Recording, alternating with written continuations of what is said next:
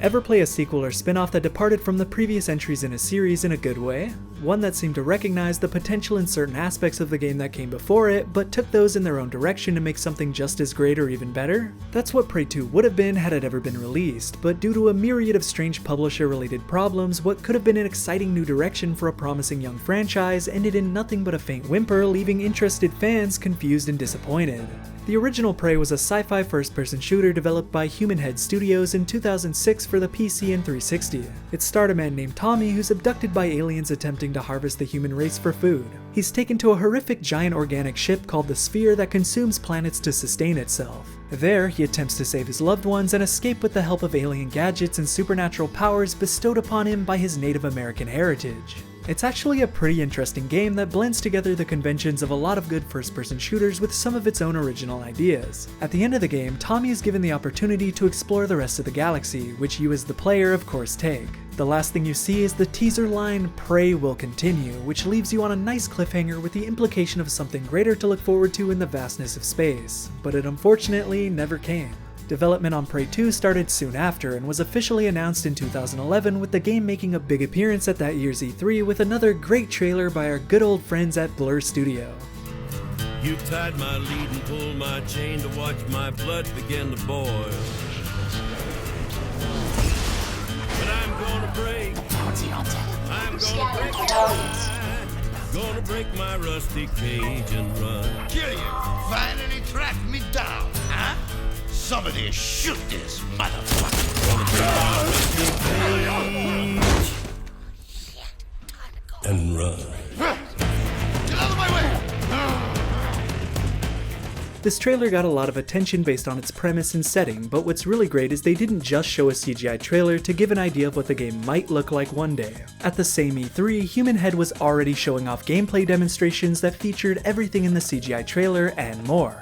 Blur does a good job accurately representing the mechanics of a title when they make a trailer for it, and this was one where we really got to see those similarities with a demo that was built on pretty much the exact same premise, only playable. The game was going to be a huge departure from the first one, but in a way that looked really promising.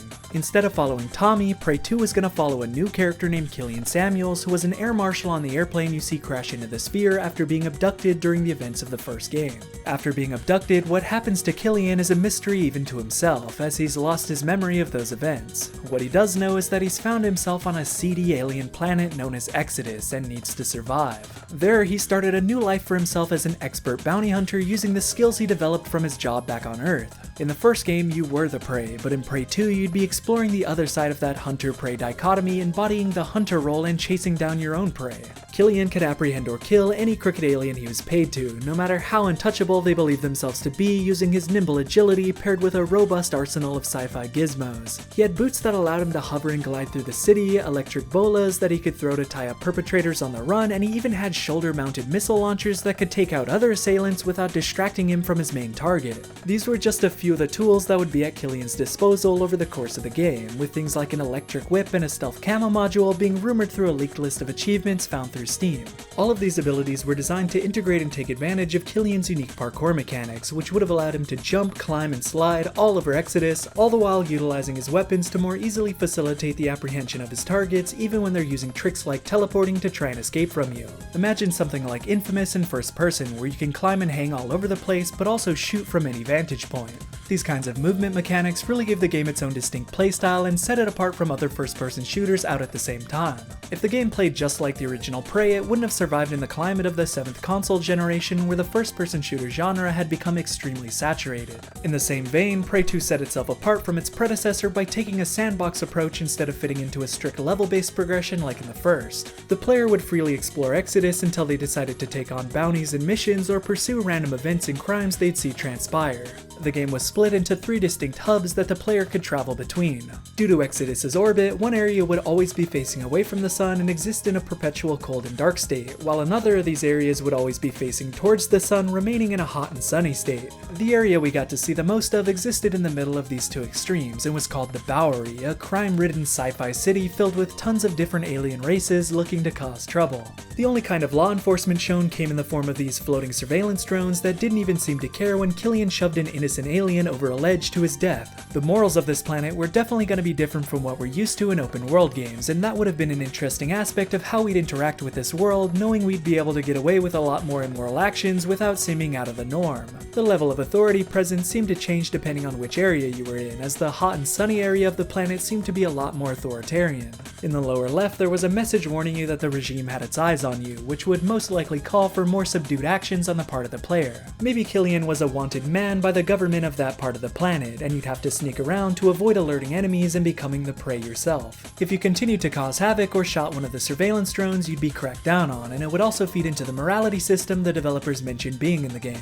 Yes, this was a mid-7th gen game, so it had to have a morality system in it, but unlike most, it didn't seem like it would be browbeating you to either be a knight in shining armor or someone who burns down orphanages. It seemed like it would just affect your reputation and how the random aliens around the planet regarded you, which fit into that Wild West sense of style.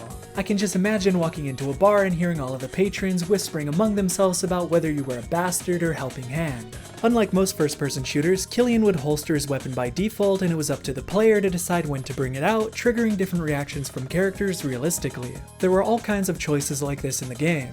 When taking a job, you could decide whether you wanted to take someone in, dead or alive, and your reward would reflect that. Once you captured someone, you could interrogate them by force to get some extra information at the risk of killing them. You could even take bribes from your target, shifting your focus towards killing the person who originally gave you the mission in the first place. How you went about capturing targets was up to you as well. You could go in guns blazing or take a more stealthy route. In one of the demos, they showed off an ability to take people hostage, and the player could use them as a human shield to get closer to their target. There were gonna be a lot of connections to the first prey as well. Tommy from the first game was mentioned many times in interviews and was said to return as the only human on Exodus and play a big role in the game's story. The game would actually begin on the sphere at the very same crash site you ran through in the first game. The player would begin the game emerging from the wreckage and attempt to fight off the hunters that inhabit the sphere before being incapacitated and waking up on Exodus. Who knows where the story would have gone from there, but from what was shown, it had the potential to be very interesting and expand on the characters and universe that the first game set up. Why would Tommy be on this planet, and how would that tie into the ending of the first game? Why can't Killian remember what happened after the sphere, and what kinds of secrets could be hiding in the recesses of his mind? The game might not have been just like the first one, but it had enough connections to the first game to justify being a sequel, and it retained the rocking tone and sense of style that the series was trying to establish. The first game began with an alien abduction set to Blue Oyster Cult's Don't Fear the Reaper, and Prey 2 continued that with its announcement trailer set to Johnny Cash's cover of Soundgarden's Rusty Cage. People have always been dying for an alien bounty hunter game, but every time they seem to get cancelled. It's a concept that really resonates with people because of how cool it seems, and Human Head seemed to be going as far as they could with it. They were extremely passionate about the project, but unfortunately, things quickly began to go awry and the game never saw a release. Now, explaining what went wrong with the development process of Prey 2 is going to involve a lot of he said, she said.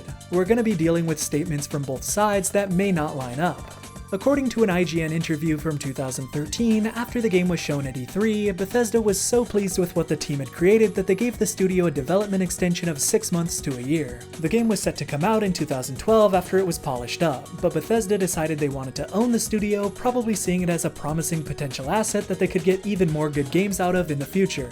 Human Head wasn't interested in being permanently tied to a publisher and declined the offer, but Bethesda wasn't going to accept that. They began using milestone manipulation to weaken the studio into a state that they could easily scoop up. Instead of giving them the time they needed to finish the game, they instead began implementing harsher deadlines on them, and when they couldn't make them, they would withhold payments in order to eventually bleed them dry. Without money, they couldn't stay afloat and finish the game, and would have no other choice but to accept Bethesda's buyout. Bethesda claimed Human Head wasn't progressing fast enough for them, so they denied further funding, while Human Head claimed Bethesda was making unreasonable deadlines for them that they couldn't make. Bethesda claimed the game needed a lot of work, was lackluster, and didn't live up to their quality standards, which was their justification for refusing to pay out. Setting Bethesda's quality standards to one side, that justification just doesn't gel with them trying to purchase the studio at the same time. If you saw them as a bunch of screw-ups, there would be no reason to buy them, and that also doesn't gel with Bethesda originally giving them an extension due to how impressed they were with the game.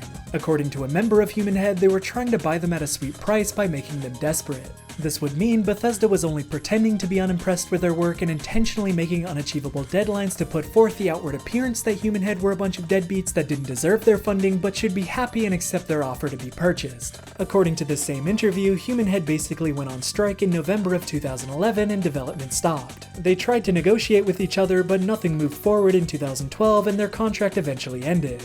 Bethesda got its game back and Human Head was left with nothing to show for it. Human Head has since been trying to build themselves back up, only working on smaller titles and in support roles for other games, but it's at least good to see they didn't get crushed by this whole endeavor. After Bethesda was finished with Human Head, they tried to get Obsidian Entertainment to finish the game, but because they didn't have the rights to Human Head's internal tech or any of the project's source code, there was no way Obsidian was going to be able to pull it off. 2013 was when rumors began to surface that they moved development to Arkane Studios, the people behind Dishonored, and as we learned at E3 2016, that was eventually proven true. Good morning, Morgan. Today is Monday, March 15th, 2032. Have a nice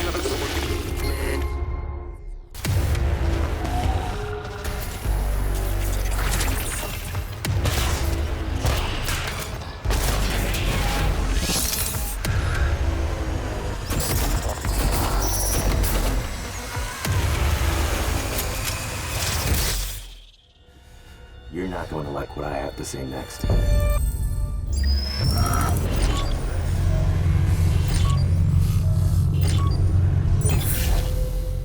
I've wanted to make a video on the topic of Prey 2 for a really long time, and while the game was officially cancelled in late 2014, the sudden emergence of this reboot by Arkane was the jolt I needed to finally make this thing. Set in the year 2032 aboard a spaceship named Talos 1, designed to look like it was made in the 1960s, the player must survive an invasion of black goo monsters using an assortment of weird gadgets. It's a psychological first-person shooter with RPG elements and crafting that aims to be a successor to System Shock 2, not Prey. This has been openly stated with no attempt to hide it. In an interview released in August 2016, Arkane states that they had already wanted to make a sci-fi first-person shooter set on a space station with aliens when Bethesda came to them with the name Prey.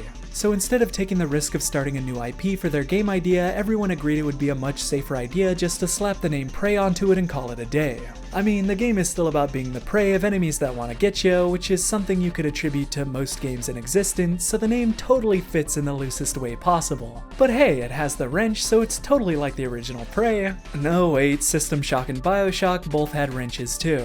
They've stated that the game has no connection to the original Prey universe in any way, and that they were actually instructed by Bethesda not to try to shoehorn any relations to the original series. They even explicitly stated it won't have vagina doors. I mean, come on guys, could you at least throw us a bone? Arkane's Prey is just not Prey, simple as that. This is just a completely unrelated game with completely different ambitions, wearing the name tag of an old series whose fans were dying for an impressive looking sequel. And that isn't to say it'll be bad by any means, and I wish Arkane all the luck in the world in creating a game that I'll happily play through if it ends up being great. I want them to make their own game the way they want to, but still the use of the name Prey is just an uncool and forced move that only serves to insult and inspire ill will in those who are excited to see the original Prey series continue. Really, what kind of benefit are they getting from calling the game Prey when it has no relation? Are there really that many people who will buy the game just because it has Prey written on the box? Probably not, and the game probably could have stood on its own as a System Shock inspired first-person shooter by the people behind Dishonored.